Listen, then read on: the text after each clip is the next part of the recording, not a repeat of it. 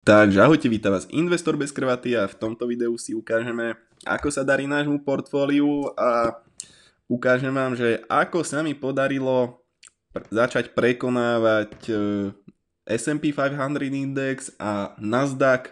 Dlhé roky som s tým bojoval, mal som taký menší problém, že som mal príliš veľa akcií v portfóliu a mal som veľmi malé pozície.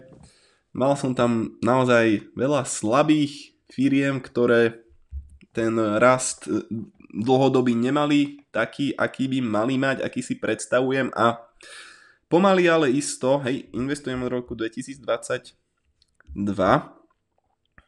niekde v apríli som začal investovať, tuto som si otvoril konto u tohto brokera.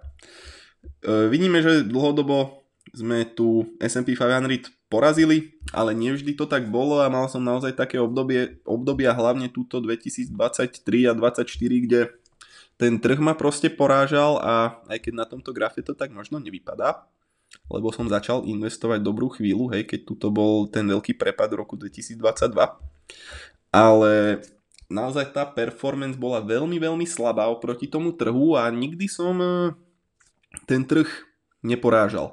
A chcem vám ukázať kúsok moje portfólio, ako teraz vypadá, aká je teraz tá investičná stratégia a na aké firmy sa sústredím a aké firmy som z toho portfólia povyhadzoval. Takže na začiatku mojej investičnej kariéry som naozaj nakupoval firmy kvôli tomu, že sú v prepade, že sú podhodnotené a tak ďalej. Veľa takých pomaly rastúcich defenzívnych spoločností som nakupoval, mal som skôr zámer na tie dividendy, hej. Chcel som si vybudovať čo najrýchlejšie nejaký ten pasívny príjem a nejaké tie dividendy, ale posledné roky som zistil, že ten total return je len predsa akože dôležitejší ako nejaké dividendy, hej. Nemám 60 rokov a nepotrebujem ten príjem hneď, ale až o nejakých 20-30 rokov, keď sa pošťastí. Takže z toho dôvodu som kúsok tú investičnú stratégiu prekopal a zmenil a začal som nakupovať firmy, ktoré prekazujú silu a dlhodobý rast. Či už tržieb, EPSK, no proste aby tá firma bola zdravá a tak ďalej. A veľa, no proste nakupoval som napríklad, hej, takéto veci. Toto bola jedna z firiem, čo som nakúpil ešte v roku, počkajte, poďme sa na to pozrieť do Qualtrimu. Napríklad, hej, pre príklad Stanley Black & Decker, neviem prečo nám ho tu aha, tu je. Hej, je na $76, vidíme, že tá revenue klesá, poviem si to ročne, vidíme, že tá revenue, ne že klesá, ale proste rastúpne 2022, tuto bolo maximum, potom to už klesá, hej, ide to tak do strany, ten rast tam nie je bohviaký. Ja som nakúpil niekde túto. Hej, s víziou, že teraz zarobím na tom, bude to kvalitná firma, ale žiaľ sa to tak nestalo a veľa podobných firiem som nakúpil, ktoré som držal, hej, napríklad taký Volkswagen, hej, kvôli dividende, mali tam nejaký spin-off tam bol, proste tam boli dobré dividendy a tak ďalej, ale vidíme, že kde tá cena akcie je, hej. Takže toto tiež nebola dobrá cesta a naháňať sa za vysokým dividendovým yieldom nie je cesta. To vám chcem týmto videom povedať, nie je to cesta. Ideálne je si nájsť naozaj nejakých compounderov, ktorí majú nejaký mode a ktorí naozaj rastú rok čo rok a majú naozaj nepriestrelný ten biznis model a sú proste kvalitné, hej. Napríklad Google. Vidíme, že revenue krásne rastie. Keď si to porovnáme s tým Black & Decker, tak vidíme tu krásne ten rozdiel, hej. Rastie im cloud, majú robotaxi, je to naozaj brutálne firma. EBITDA. Free cash flow, neskutočný. 80 miliard free cash flow. Hej, dlh skoro žiadny oproti cashu. EPS-ko nám ide pekne hore, brutálne. Začali platiť dividendu. Robia brutálne spätné odkupy akcií. Toto chceme proste. Takéto kvalitné firmy ako je Google.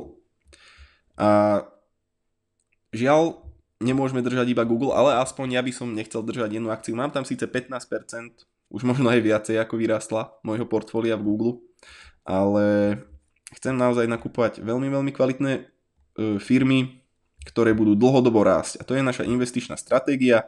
Môžeme sa pozrieť aj na to naše portfólio. Vidíme, že dneska túto United Health sa nám začína konečne spamätávať.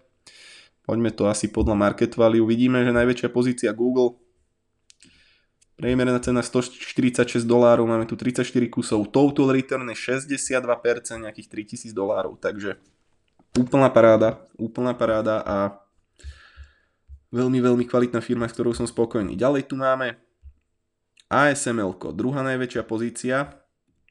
Je to jediná firma na svete, ktorá dokáže vytvárať ultrafialové zariadenia, ktoré používa Taiwan Semiconductor a tak ďalej, Intel a tieto veľké firmy, ktoré sú ich odberateľmi.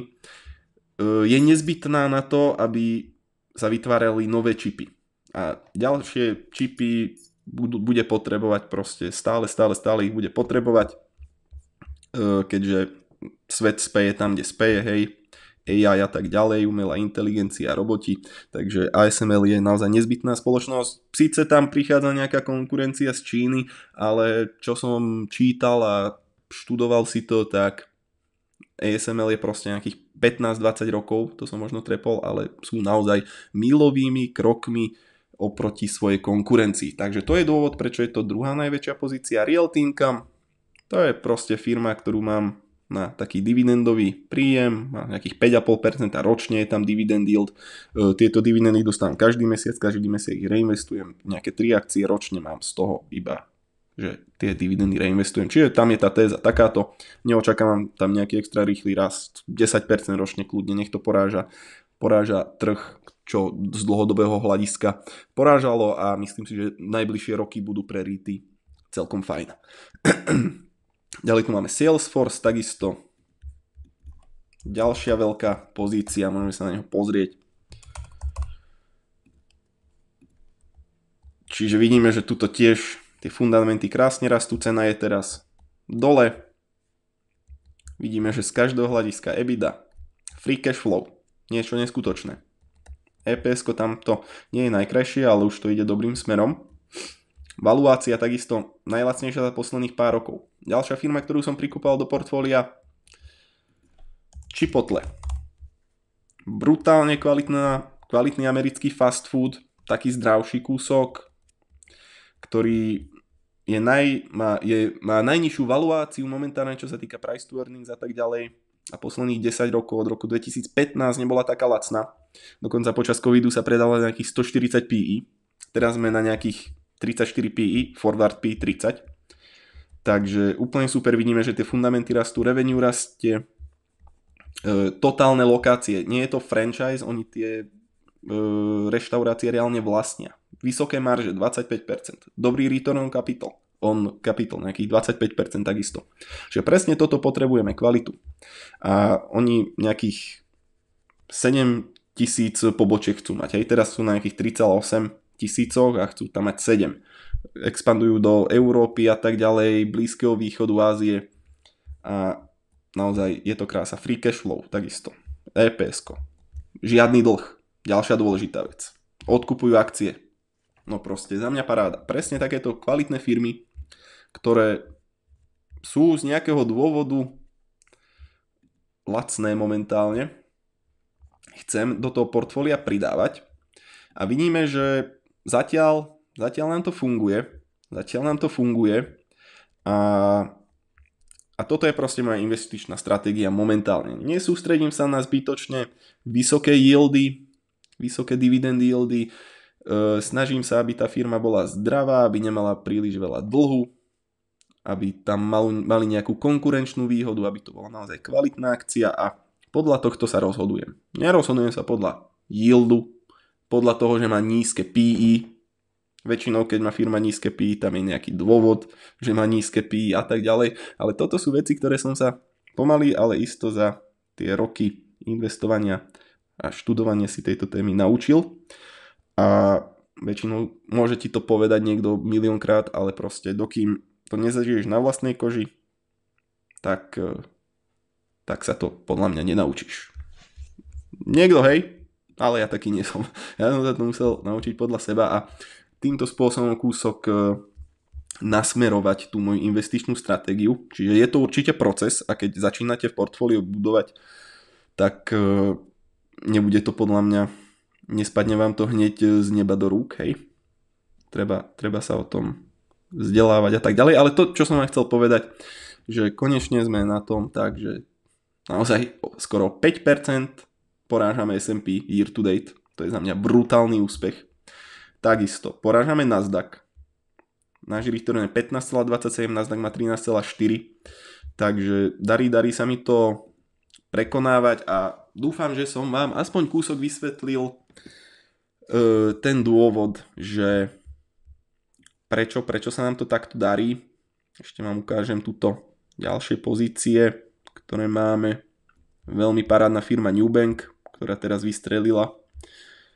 Tuto je to nejaký 27,8%, to som tiež nedávno nakupoval a už je to proste vystrelené. Tuto som pár kúskov dokupoval takisto.